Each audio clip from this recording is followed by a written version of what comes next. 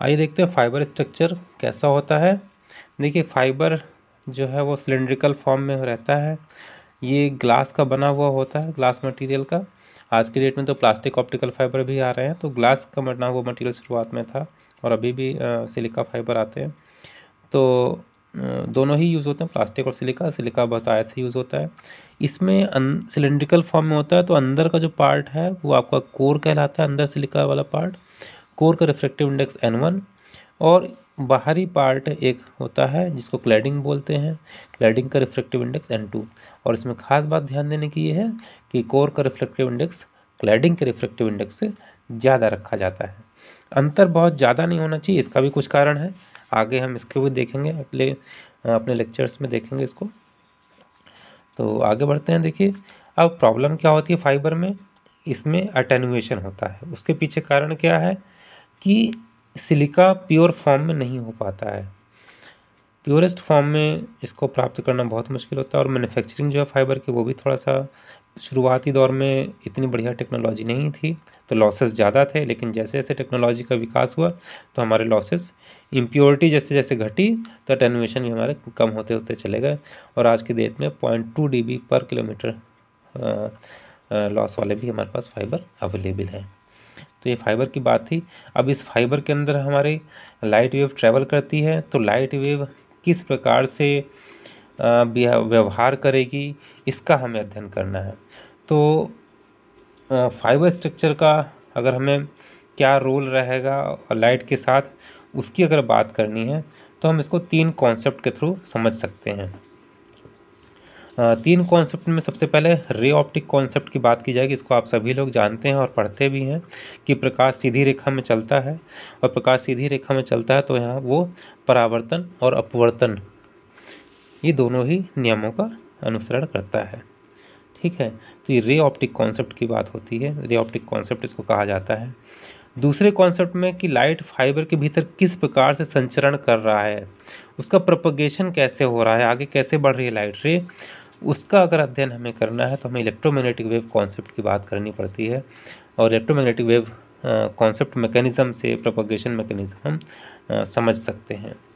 Next third part है, अगर light का इंटरेक्शन अगर हमें देखना है फाइबर मटेरियल के साथ किस प्रकार हो रहा है, तो इसके लिए हमें क्वांटम थ्योरी का इस्तेमाल करना पड़ता है।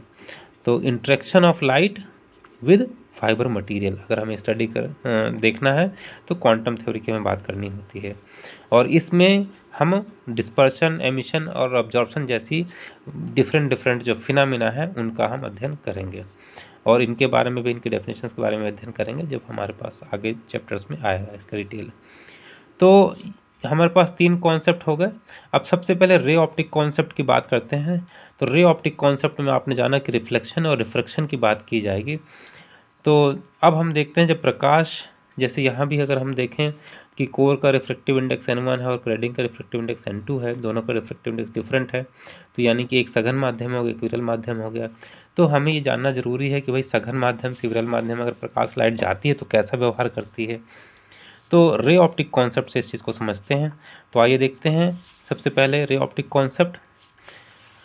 प्रकाश जब सघन माध्यम से विरल माध्यम में जब जा रहा है तो ये प्रकाश किरण जो ये कॉमन सरफेस है सघन माध्यम और विरल माध्यम की, डेंसर मीडियम और रेयरर मीडियम, तो रेयरर डेंसर मीडियम से जब प्रकाश किरण, ये प्रकाश किरण अगर ट्रेवल करती है, ये डेंसर मीडियम में जाती, वो रेयरर मीडियम में जाती है, विरल माध्यम में जाती है, तो वास्तव में इसको जाना चाहिए था इस प्रकार से, लेकिन ये प्रकाश किरण अपने मुख्य मार्ग से दूसरे रास्ते को पकड़ लेती है। और वो कैसा होता है, अगर सघन से विरल माध्यम में जाती है तो ये अभिलंब से दूर हट जाती है। अभिलंब किसे कहते हैं, जो कॉमन सरफेस के परपेंडिकुलर पॉइंट एक हम लाइन खींचें तो उस रेखा को हम नॉर्मल रेखा कहते हैं। और अब हम देख रहे हैं कि जो हमारी किरण है वो आपतन कोण थीटा आई बनाते हुए जब इसमें इंसिडेंट होती है सघन माध्यम में, तो जब ये कॉमन सरफेस पर पहुंचती है तो कॉमन सरफेस से जब विरल माध्यम की तरफ चलने लगती है तो ये अभिलंब से दूर हट जाते हैं। इसको जाना चाहिए था यहाँ इस एंगल पर, लेकिन ये जा रही है थीटा आर एंगल पर। ठीक है, तो ये विरल माध्यम में चली जाती है। तो इस संबंध में हमारे पास नियम है स्नेल्स लॉ। तो हम आइए स्टडी करते हैं स्नेल्स लॉ की, स्नेल्स लॉ के बारे में जानते हैं। देखिए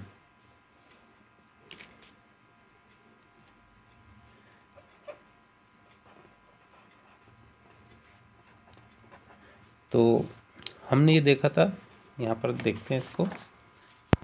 देखिए प्रकाश किरण जो है वो सघन माध्यम से विरल माध्यम में अगर जा रही है तो स्नेल्स लॉ क्या कहता है कि n1 sine theta 1 is equal to n2 sine theta 2। ठीक है, यहाँ पर थीटा आई क्या है, थीटा आई जो है थीटा 1 है, तो 1 माध्यम का है, और 2 माध्यम के लिए थीटा आ रहा है हमारे पास। ठीक है, तो n1 सघन माध्यम और n2 विरल माध्यम है। तो यहाँ पर हम थीटा आई और थीटा आर के पदों में भी इस चीज़ को लिख सकते हैं, n1 sine theta I is equal to n2 sine theta r. ठीक है, तो ये चीज़ आप समझ गए स्नेल्स लॉ से। हमारे यहाँ जो हमने ऊपर चित्र बनाया हुआ है तो उसके अनुसार ये हमारे पास समीकरण बन जाती है। अब अगर हम यहाँ पर समझते हैं, अगर हम ये इंसिडेंट एंगल का मान बढ़ा दें, यानी कि प्रकाश किरण इस प्रकार से जाने लग जाए, ठीक, तो क्या होगा, ये इंसिडेंट एंगल बढ़ गया तो ये जो अभिलंब से अब और ज़्यादा दूर हट जाएगी रे, अब इस प्रकार से जाने लग जाएगी। ठीक है, तो जितना ज़्यादा हमने एंगल बढ़ाया उतने ही ज़्यादा ये अभिलंब से दूर हट गई। ठीक है, अब इसी तरीके से अगर हम ये एंगल इंसिडेंट एंगल बढ़ाते हुए चले जाएं तो एक स्थिति आएगी कि आपकी जो रे है वो इस प्रकार से जब ये सरफेस को ग्रेज करते हुए आगे बढ़ने लग जाएगी, इस तरीके से जाने लग जाएगी। यानी कि कहने का तात्पर्य ये है कि ये अभिलंब से लगभग एग्जैक्टली 90 डिग्री का कोण बनाने लग जाएगी। तो जिस एंगल पर इंसिडेंट एंगल के जिस मान पर जो अपवर्तित किरण है वो सरफेस को टच करते हुए, सरफेस को ग्रेज करते हुए आगे बढ़ती है, अपवर्तित होती है, उस इंसिडेंट एंगल को हम क्रिटिकल एंगल कहते हैं। ठीक है, यानी कि क्रिटिकल एंगल किस कंडीशन में प्राप्त होगा, तो आइए देखते हैं। क्रिटिकल एंगल की क्या कंडीशन है कि theta r should be 90 degree. जब थीटा आर 90 डिग्री है तो उस टाइम पे जो इंसिडेंट एंगल है उसको हमने नाम दिया थीटा सी। ठीक है, तो अब ऊपर वाले कॉन्सेप्ट में हम यहाँ पर देखते हैं कि n1 sine theta c is equal to n2 sine 90 degree. ठीक है, थीटा आर का मान हमने यहाँ पर रख दिया तो 90 डिग्री हो गया। अब साइन 90 का मान कितना होता है, हम जानते हैं साइन 90 का मान 1 होता है। ठीक है, तो n1 साइन थीटा सी आ गया, तो यहाँ से sine theta c is equal to n2 upon n1 हो गया। ठीक है, यानी कि क्रिटिकल एंगल का मान कितना आ गया, sine inverse n2 upon n1। ठीक है, तो इस क्रिटिकल एंगल पर हमारी लाइट इंसिडेंट अगर होती है तो इसमें हम देख सकते हैं कि वो लाइट अपवर्तित जो होगी वो इस प्रकार से अपवर्तित होगी कि वो पूर्णतया सरफेस को टच करते हुए आगे बढ़ेगी, कॉमन सरफेस को टच करते हुए, ग्रेज करते हुए आगे बढ़ेगी। ठीक है, अब यदि हम अब क्या स्थिति है, अगली स्थिति की बात करते हैं। इफ़ यहाँ पर क्या कंडीशन थी, अभी हम थीटा आई को हम इंक्रीज करते चले जा रहे थे। थीटा आई इंक्रीज करने से क्या हो रहा था, थीटा आर भी इंक्रीज होता चला जा रहा था। तो इसके कारण एक स्थिति पहुँची कि कौन सी स्थिति पहुँची कि theta r is equal to 90 degree पहुँच गया, और उस टाइम पर जो इंसिडेंट एंगल है उसको हमने थीटा सी नाम दिया। ठीक है, तो अब पुनः आके बात करते हैं कि अगर हम थीटा आई को ग्रेटर देन थीटा सी कर दें तो क्या कहानी होगी, तब क्या परिस्थिति बनेगी, है ना। तो यहाँ पर देखते हैं इस चित्र में ही अगर आप इस रे को और ज़्यादा एंगल, क्रिटिकल एंगल से और ज़्यादा अधिक कोण पर इंसिडेंट करवाते हैं तो होगा क्या कि ये रे उसी माध्यम में वापस चली आती है। तो लगभग इस प्रकार से ये हमारी रे रिफ्लेक्ट हो जाएगी, उसी माध्यम में वापस आना शुरू हो जाती है। समझ रहे हैं आप? जिस एंगल, मतलब अगर हम इंसिडेंट एंगल का मान थीटा सी से अधिक कर देते हैं तो जो इंसिडेंट रे जिस माध्यम से जा रही थी, यानी कि n1 माध्यम में चल रही थी वो, तो n1 माध्यम से वापस ये n1 माध्यम में ही लौट आती है, यानी कि परावर्तित हो जाती है। तो ये n1 माध्यम था, ये n2 माध्यम था अभी, तो ये वापस n1 माध्यम में चली आई है। इस प्रक्रिया को बोलते हैं टोटल इंटरनल रिफ्लेक्शन। इस प्रक्रिया को हम क्या बोलते हैं? पूर्ण आंतरिक परावर्तन या टोटल इंटरनल रिफ्लेक्शन। तो टोटल इंटरनल रिफ्लेक्शन की परिस्थिति में क्या हुआ, आइए देखते हैं यहाँ पर कि हमारे पास theta I is greater than theta C जब हमने कर दिया तो रेज जो है वो हमारी वापस, मैं इसको थोड़ा सा बढ़ाऊँगा, तो ये जो एंगल हो गया ये अब हमारा थीटा आई से ज़्यादा वाला एंगल हो गया। तो इस समय पर जो रेज, जो एंगल ये है, वही एंगल का मान ये भी होगा। ठीक है, क्योंकि जितना इंसिडेंट एंगल होता है उतना ही रिफ्लेक्शन एंगल होता है। ये परावर्तन का नियम है। परावर्तन में हम जानते हैं कि इंसिडेंट एंगल का मान रिफ्लेक्शन एंगल के मान के बराबर होता है। रिफ्लेक्शन और इंसिडेंट एंगल यानी कि आपतन कोण और परावर्तन कोण का मान बराबर बराबर होता है। ठीक है, तो इस परिस्थिति में हमें क्या मिलता है? पूर्ण आंतरिक परावर्तन। ठीक है, तो ये आप जान गए यहाँ पर कि पूर्ण आंतरिक परावर्तन होता है। अब हम देखते हैं कि इस पूर्ण आंतरिक परावर्तन की प्रक्रिया से प्रकाश फाइबर के भीतर किस प्रकार संचरण करता है, तो हम इसकी स्टडी करते हैं। तो मैं यहाँ पर फाइबर ड्रॉ कर देता हूँ। ये मैंने कोर ड्रॉ किया है पहले। ठीक है, और इसकी आउटर लेयर क्लैडिंग, इसके बाहरी इस सिलेंडर के ऊपर एक सिलेंडर की परत और चढ़ाई जाती है जिसका रिफ्रैक्टिव इंडेक्स कोर के रिफ्रैक्टिव इंडेक्स से थोड़ा सा कम होता है। ये N2 है, कोर है, N1 है, कोर है, और ये N2 है, N2 क्लैडिंग। और इसमें हमें खास बात ध्यान रखने की क्या है, जो आपको हर बार लिखना चाहिए जब भी आप ये चित्र बनाएं, कि N1 is greater then N2। Core का रिफ्रैक्टिव इंडेक्स क्लैडिंग के रिफ्रैक्टिव इंडेक्स से ज़्यादा होना चाहिए। तो अब आप आइए देखते हैं कि इसमें जब रे हमारी ट्रैवल करती है तब क्या होता है। देखिए यहाँ पर अब हमारे पास कोर और क्लैडिंग इंटरफेस है। तो मान लीजिए कोई रे इस प्रकार से आती है और यहाँ पर वो इंसिडेंट होती है। अब यहाँ कोर क्लैडिंग इंटरफेस है, ये जो कॉमन सरफेस है कौन सी? कोर क्लैडिंग इंटरफेस है। ठीक है, लाइट यहाँ पर इंसिडेंट हुई, यहाँ पर हम एक अभिलंब खींचते हैं। ठीक है, हमने एक अभिलंब खींच दिया। अभिलंब कैसा?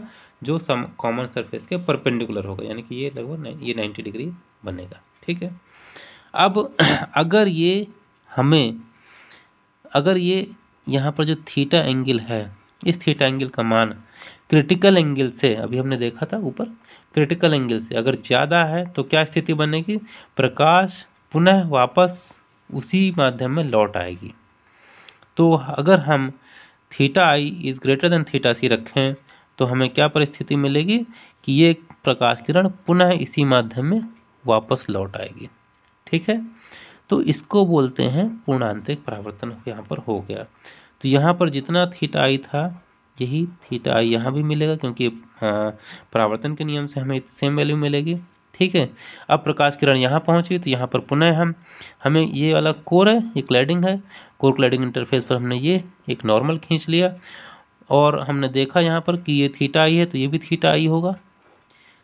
यानी कि इंसिडेंट एंगल इस पॉइंट पर अगर हम बात करें, इस पॉइंट पर, तो ये अभिलंब है, अभिलंब से ये ऑप्टिकल रे आ रही है तो इसका इंसिडेंट एंगल ये हुआ। और हमने कंडीशन मान रखी क्या कि theta I is greater than theta C, यानी कि यहाँ भी पूर्ण आंतरिक परावर्तन हो जाएगा। तो प्रकाश किरण फिर यहाँ से पुनः परावर्तित हो जाती है और इस प्रकार से आगे बढ़ जाती है। यहाँ पर फिर पुनः कोर क्लैडिंग इंटरफेस मिला, यहाँ पर हमने अभिलंब खींचा, ये क्योंकि परावर्तन के नियम से हमारा थीटा इनसे आपतन कोण और परावर्तन कोण का मान बराबर बराबर होगा, तो यहाँ भी थीटा आई रहेगा। ठीक है, तो यहाँ पर पहुँच गए। अब ये समांतर हैं, यहाँ पर एकांतर कोण के नियम से थीटा आई बराबर रहेगा, क्योंकि दो समांतर किरणों को एक रेखा काट रही है तो इनके एकांतर कोण बराबर होते हैं, तो थीटा आई जो इंसिडेंट एंगल यहाँ पर, वो इंसिडेंट एंगल यहाँ पर रहेगा।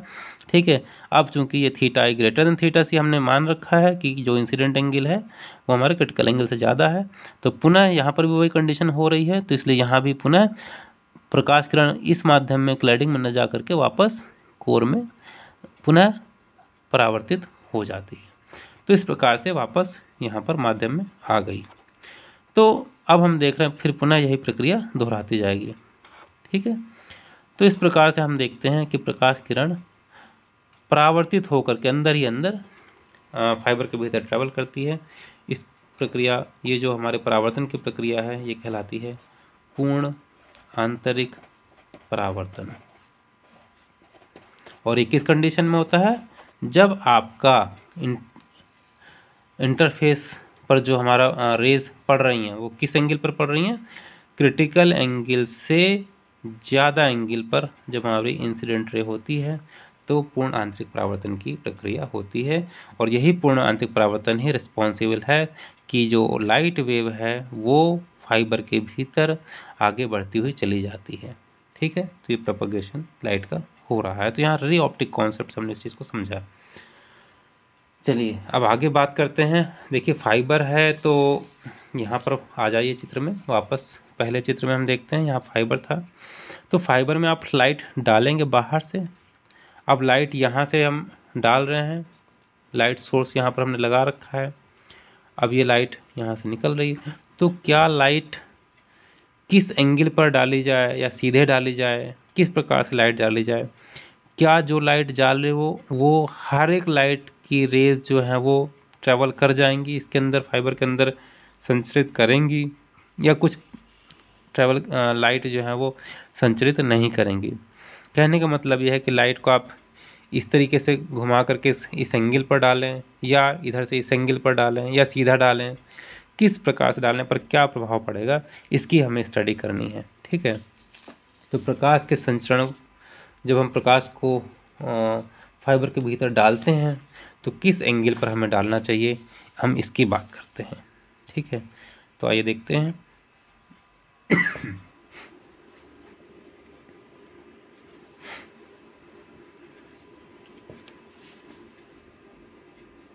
ये मैंने यहाँ पर फाइबर ड्रॉ कर लिया है। ठीक है, ये कोर बनाया है मैंने फाइबर का, और इसके बाहर क्लैडिंग की एक परत ये बना दी। ठीक, यहाँ पर ये एक फाइबर का इंटरफेस है। अब बाहर इंटरफेस मटेरियल जो यहाँ का हो सकता है, तो ये तो ग्लास है अंदर, और ग्लास में भी कोर का रिफ्रैक्टिव इंडेक्स N1 और क्लैडिंग का रिफ्रैक्टिव इंडेक्स N2। ये क्लैडिंग है, ठीक, कोर है। और यहाँ पर अब ये बाहरी माध्यम है, इसका हमने या तो हम इसको एयर मान सकते हैं या मान लीजिए N0 यहाँ का रिफ्रैक्टिव इंडेक्स है। ठीक है, अब ये इसका कोर का एक्सिस मान लीजिए, सेंटर पॉइंट पर सेंट्रल लाइन जो है इसकी, ये कोर का एक्सिस मान लीजिए। ठीक है, अब मान लीजिए कोई लाइट रे इंसिडेंट हुई भीतर, तो अब हमें ये देखना है। देखिए सबसे पहली बात क्या थी कि अभी हमने बात की थी कोर क्लैडिंग इंटरफेस पर। कोर क्लैडिंग इंटरफेस पर जो लाइट पहुंचनी चाहिए वो इंसिडेंट एंगल उसका क्रिटिकल एंगल से ज़्यादा होना चाहिए। अभी हमने बात की थी ना यहाँ पर कि यहाँ पर जब हमने देखा था तो ये जो क्रिटिकल एंगल था, इस एंगल से ज़्यादा वैल्यू पर अगर हम लाइट रे इंसिडेंट करते हैं, मतलब इंसिडेंट एंगल ज़्यादा रख करके हम लाइट रे डालते हैं, तो प्रकाश किरण उसी माध्यम में वापस चली आती है। ठीक है, तो यहाँ पर भी हमें ध्यान रखना पड़ेगा कि जो हमारे लाइट रे यहाँ पर इंसिडेंट हो, अगर उसको हमें फाइबर के भीतर ही रखना है तो हमें ये क्रिटिकल एंगल से ज़्यादा एंगल पर इंसिडेंट होनी चाहिए। तो पहले बात करते हैं, मान लीजिए आपने कोई लाइट रे यहाँ से इस तरीके से यहाँ इंसिडेंट करवाई, ठीक है। अब ये है विरल माध्यम, हवा है, हवा विरल माध्यम से, N1 सघन माध्यम में, N1 कोर है, ग्लास का बना हुआ है, सघन माध्यम में लाइट जा रही है। तो जब विरल माध्यम से सघन माध्यम में लाइट जाती है और ये माध्यम का कॉमन सरफेस कौन सी है, ये वाली सरफेस जो है कॉमन सरफेस है, ये जो सरफेस है ये कॉमन सरफेस है, ठीक है। इस कॉमन सरफेस का हमने एक अभिलंब खींच दिया इस पॉइंट पर, ये नॉर्मल हो गया, ठीक है। अब इंसिडेंट एंगल यहाँ पर ये वाला एंगल इंसिडेंट हो गया, ठीक। जब प्रकाश किरण विरल माध्यम से सघन माध्यम की तरफ जाती है तो वो अभिलंब की तरफ झुक जाती है, अभिलंब की तरफ झुक जाती है। तो इसको यहाँ पर सघन माध्यम में जा रही है, तो अगर इसको जाना चाहिए था किस प्रकार से,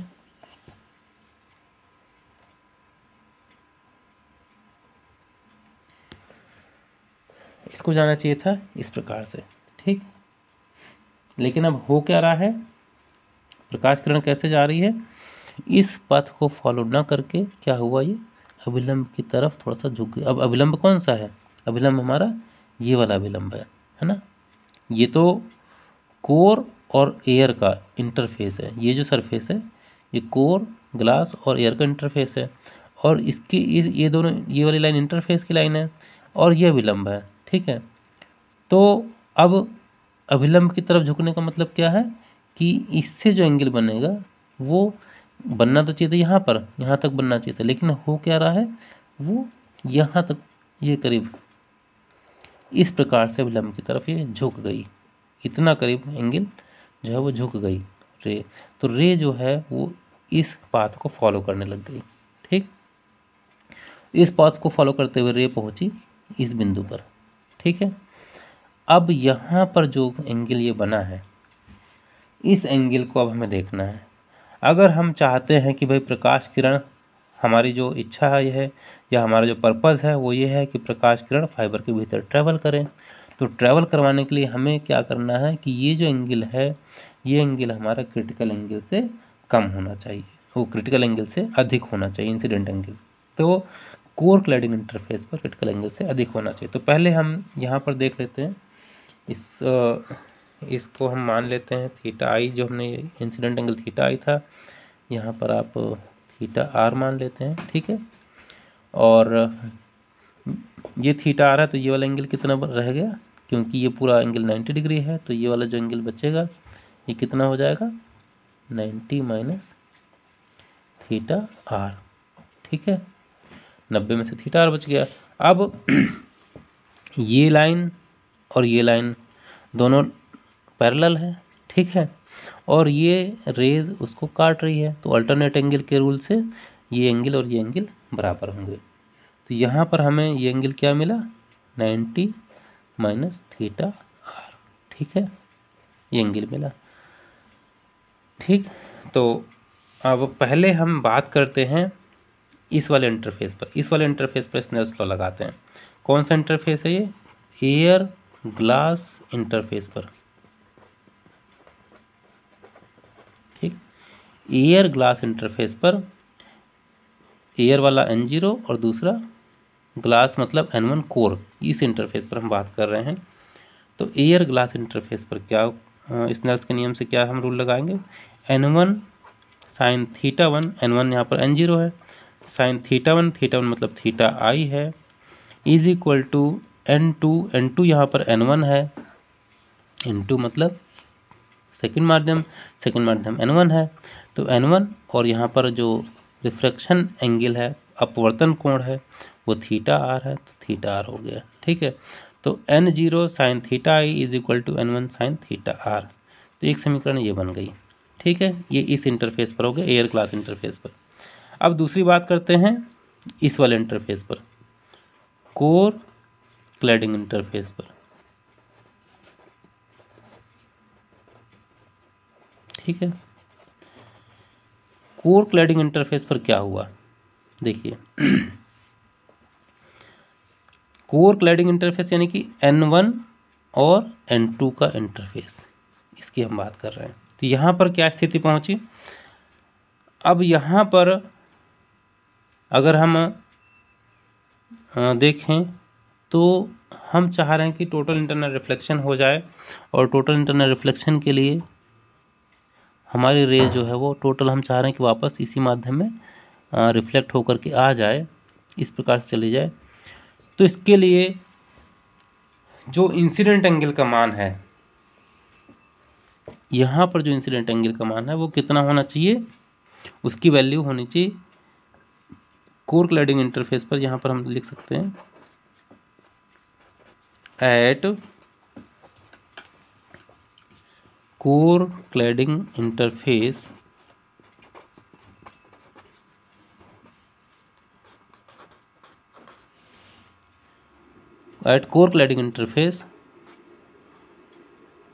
to satisfy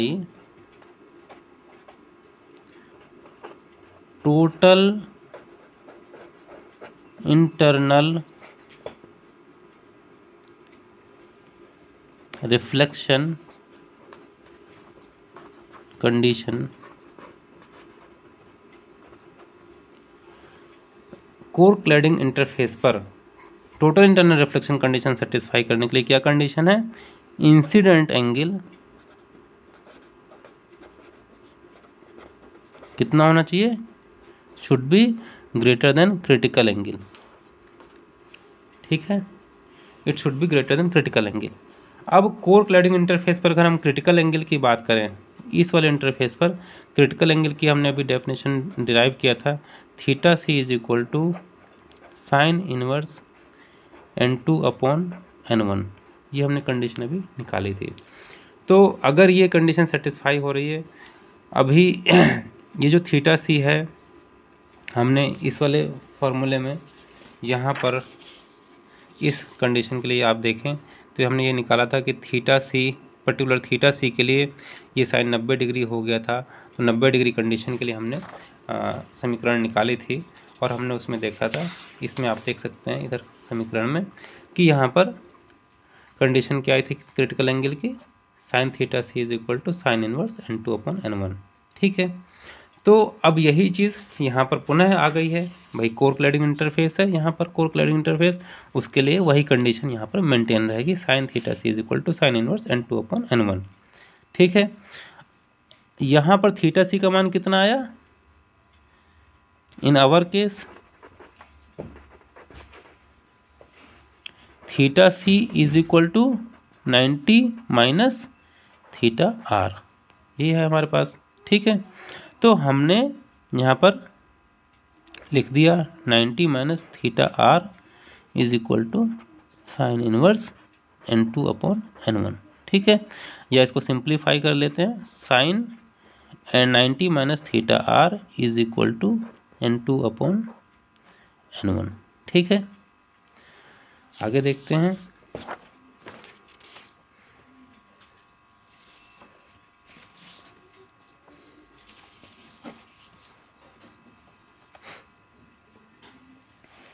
हम लोग पहुंच गए थे sine 90 minus theta is equal to N2/N1। ठीक है, साइन 90 माइनस थीटा को हम क्या लिख सकते हैं, कॉस थीटा आर। ठीक है, 90 माइनस थीटा मतलब कॉस थीटा, तो N2/N1 हो गया। ठीक है, अब अगर हम पहले इक्वेशन पर ध्यान दें जो हमने यहाँ पर निकाली थी एयर ग्लास इंटरफेस पर, तो एयर ग्लास इंटरफेस पर हमारी पहले इक्वेशन आई थी N0 sine theta I is equal to N1 sine theta r. ठीक है, इस इक्वेशन को मैं यहाँ लिख देता हूँ पुनः याद करने के लिए, एयर ग्लास इंटरफेस। तो एयर ग्लास इंटरफेस पर क्या हुआ, N0 sine theta I is equal to N1 sine theta r. ठीक है, ये समीकरण नंबर 1 थी हमारी। यहाँ पर हमने समीकरण पाई कॉस थीटा आर की। तो अब हम यहाँ पर थीटा आर का मान N2 और N1 के पदों में अगर लिखना चाहें तो हमें साइन थीटा आर को रिप्लेस करना पड़ेगा। अब हम जानते हैं कि cos square theta sine square theta plus cos square theta is equal to 1 होता है। तो cos square theta is equal to 1 minus sine square theta हुआ, ठीक है, या cos theta is equal to under root 1 minus sine square theta हुआ, ठीक है। इस फार्मूले से हम थोड़ा सा मैंने कॉस थीटा का मान यहाँ पर लिख दिया, हमें यहाँ पर निकालना है साइन थीटा आर। तो हम साइन थीटा आर को इधर लिखेंगे, तो मैं यहाँ पर दोबारा किए दे रहा हूँ। Sine square theta is equal to 1 minus cos square theta, या sine theta is equal to under root 1 minus cos square theta, ठीक है, ये आ गया। यानी कि साइन थीटा का मान हमारे पास क्या आया, under root 1 minus cos square theta. तो अगर हम यहाँ पर साइन थीटा आर निकाल लें तो इस फार्मूले से हम लिख सकते हैं sine theta r is equal to 1 minus cos theta r, cos square theta r. तो 1 minus cos square theta r का हमने मान रख दिया n2 अपॉन n1 और इसका कर दिया स्क्वायर, ठीक है। तो यहाँ से हमारे पास आ गया under root n1 square minus n2 square upon n1 square, ठीक है। इस अंडर रूट को हमने ऊपर और नीचे अलग अलग कर दिया, तो ऊपर पार्ट के लिए n1 square minus n2 square हो गया और नीचे वाले पार्ट के लिए n1 हो गया। तो ये वैल्यू आ गई हमारे पास साइन थीटा आर की, ठीक है। अब ये जो है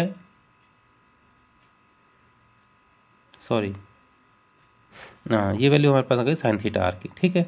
अब हमारे पास क्या है, हम समीकरण अगर हम 1 देखें, समीकरण 1 अगर देखें तो यहाँ पर n0 sine theta I is equal to n1 sine theta R होता है। तो यहाँ पर n1 और साइन थीटा आर की वैल्यू हमने यहाँ से रख दिया under root n1 square minus n2 square upon n1, ठीक है। अब यहाँ पर n1 से n1 कैंसिल हो जाएगा, इस प्रकार से कैंसिल हो गया। तो हमारे पास इक्वेशन क्या आ गई, under root n1 square minus n2 square और this is equal to n0 sine theta I, ठीक है। तो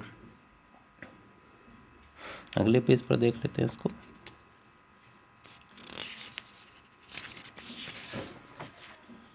हमारे पास समीकरण यहाँ पर लिख लेते हैं,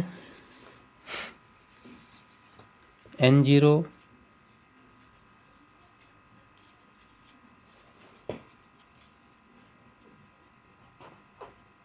sine theta I is equal to under root n1 square minus n2 square, ठीक है।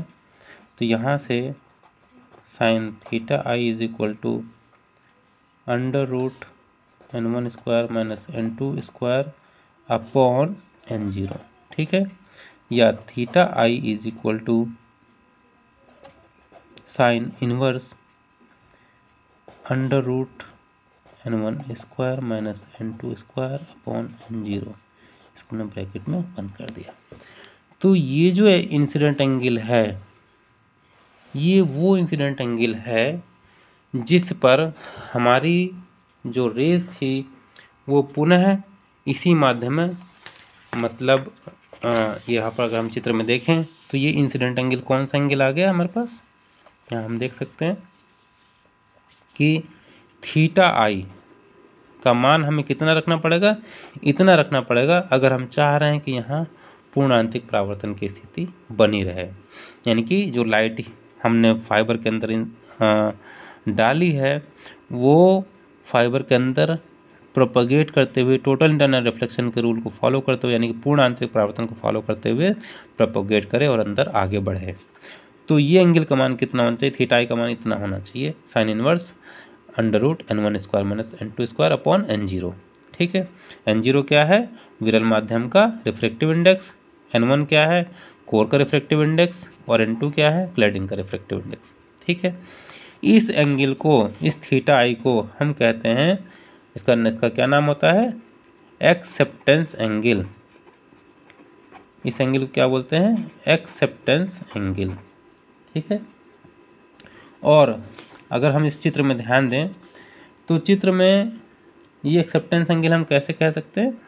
अगर हम भाई कोई रे अगर इस तरीके से इधर से भी हम डालें जो कि ये थीटा आई बना रही हो तो भी वो होगा। यानी कि अगर हम इसका एक सॉलिड एंगल बना दें इस प्रकार से कोन की तरह, भाई इस कोन में यहाँ पर रे इस यहाँ से इस तरह से इंसिडेंट हो या इधर से इंसिडेंट हो या इधर से इंसिडेंट हो, मतलब इस थीटा आई से अगर कम हमारी रेज इंसिडेंट एंगल पर रे इंसिडेंट हो रही है तो यहाँ पर पूर्ण आंतरिक परावर्तन की वो प्रक्रिया फॉलो कर जाएगी। और पूर्ण आंतरिक परावर्तन की अगर प्रक्रिया हो रही तो यहाँ वेव ट्रेवल हो जाएगी। ठीक है। अब एक चीज़ मैं आपको यहाँ पर दिखा दूँ कि अगर मान लीजिए आप थीटा आई बढ़ा देते हैं, यहाँ पर तो कम करने की बात कही मैंने, अगर बढ़ा देंगे तो क्या होगा? मान लीजिए आपने थीटा यहाँ पर ये कर दिया, यहाँ पर इस तरीके से आपने कर दिया,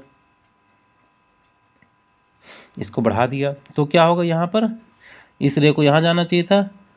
ये जो एंगल है अभी जो इतना झुकाव था अभिलंब से अभिलंब की तरफ, ये अभिलंब था तो ये अभिलंब की तरफ झुकी हुई थी रे, अब वो झुकाव थोड़ा सा कम हो जाएगा तो वो रे कुछ ऐसे जाने लग जाएगी। जब ऐसे जाएगी तो यहाँ पर पोजीशन बनेगा। अब यहाँ ये अगर क्रिटिकल एंगल की कंडीशन है तो आप देख रहे हैं कि ये वाला एंगल कम पड़ गया है इस एंगल की तुलना में। यहाँ पर अगर ध्यान दें इस एंगल की तुलना में ये एंगल कम पड़ गया है। यानी कि अगर हम इस incident angle theta acceptance angle जो हमने उसको कहा, इसको हम एक्सेप्टेंस एंगल की वैल्यू निकाली ना इसकी, तो थीटा ए से अगर मान अधिक कर देंगे तो क्या होगा? ये रे जब ग्लास एयर इंटरफेस से अंदर पहुंची और जब कोर क्लैडिंग इंटरफेस पर पहुंची तो वहाँ पर ये रे जो है क्रिटिकल एंगल से कम एंगल पर इंसिडेंट होगी। तो कम एंगल पर अगर इंसिडेंट हुई तो हमने जाना था, हमने इस कॉन्सेप्ट में जाना था पहले, इधर देखिए कि अगर रे को टोटल इंटरनल रिफ्लेक्शन का नियम फॉलो करना है तो इस क्रिटिकल एंगल से, यहाँ देखिए थीटा सी था, इस क्रिटिकल एंगल से अधिक कोण पर हमें रे को इंसिडेंट होना पड़ेगा, तभी जाकर रे उसी माध्यम में वापस लौट करके आएगी। लेकिन अगर यहाँ पर क्या देख रहे हैं आप सीन कि अगर आपने एक्सेप्टेंस एंगल से ज़्यादा कोण पर आपने फाइबर के अंदर लाइट डाली तो वो लाइट यहाँ पर क्रिटिकल एंगल से कम एंगल पर इंसिडेंट होगी और इस कंडीशन में रे जो है वो क्या होगा? इस नॉर्मल से जब जाएगी तो वापस इस माध्यम में नहीं आएगी, वो उसको जाना चाहिए था ऐसे, तो वो ये सघन माध्यम है, विरल माध्यम है तो ये अभिलंब से दूर हटेगी ज़रूर, लेकिन वो यहाँ कहीं जा कर के बाहर निकल जाएगी रे। तो इस प्रकार से हमारा सिग्नल लॉस हो जाएगा। तो हमारा जो है एक्सेप्टेंस एंगल हमने निकाला कि कितने एंगल पर हमें लाइट डालनी चाहिए फाइबर के भीतर ताकि हमारा रे पूरी तरह से अंदर टोटल इंटरनल रिफ्लेक्शन होते हुए ट्रैवल कर सके। ठीक है। यानी कि अब थीटा ए की अगर हम डेफिनेशन की बात करें, इसको हमने क्या नाम दिया? थीटा ए एक्सेप्टेंस एंगल। तो थीटा ए फाइबर एक्सिस में वह अधिकतम कोण है जिस पर लाइट रे फाइबर में प्रवेश कर प्रोपगेट हो सकती है, मतलब आगे बढ़ सकती है। और किस नियम से फॉलो होगी? वो पूर्ण आंतरिक परावर्तन का नियम फॉलो करते हुए आगे बढ़ेगी। इस एंगल को, इस कोण को क्या कहते हैं? इस कोण को एक्सेप्टेंस एंगल कहते हैं।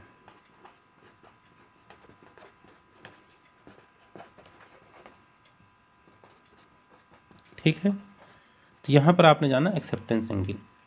अब अभी हमने वैल्यू निकाली थी यहाँ पर n0,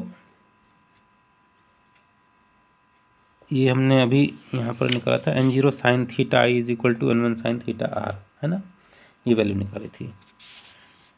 तो यहाँ से एक हमें डेफिनेशन और मिलती है इसको हम बोलते हैं न्यूमेरिकल अपर्चर। क्या बोलते हैं इसको? Numerical aperture.